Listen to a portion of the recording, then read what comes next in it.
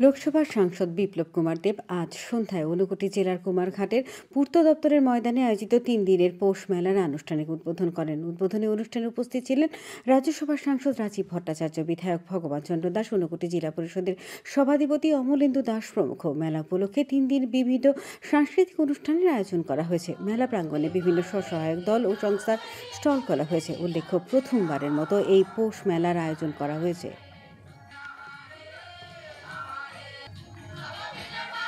সূর্য দক্ষিণায়ন থেকে উত্তরায়ণের দিকে অগ্রসর হচ্ছে।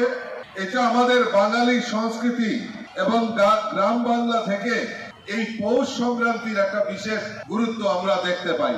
তার পাশাপাশি আমাদের কাছে যারা কৃষক, যারা আমাদের অন্নদাতা, তাদের জন্য এই নতুন ফসলকে স্বাগত জানানোর জন্য আমরা এই পৌষ সংক্রান্তির একটা বিশেষ গুরুত্ব আমরা রয়েছে আমাদের এই সনাতন ধর্মে। ভারতবর্ষের একটা পরিচয় আছে পুরো দুনিয়ার মধ্যে।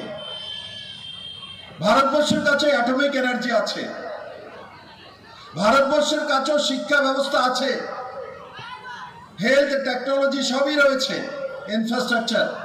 কিন্তু তারপরও পুরো দুনিয়াতে ভারতবর্ষকে আধ্যাত্মিক দেশ হিসেবে পুরো দুনিয়া ভারতকে জানে।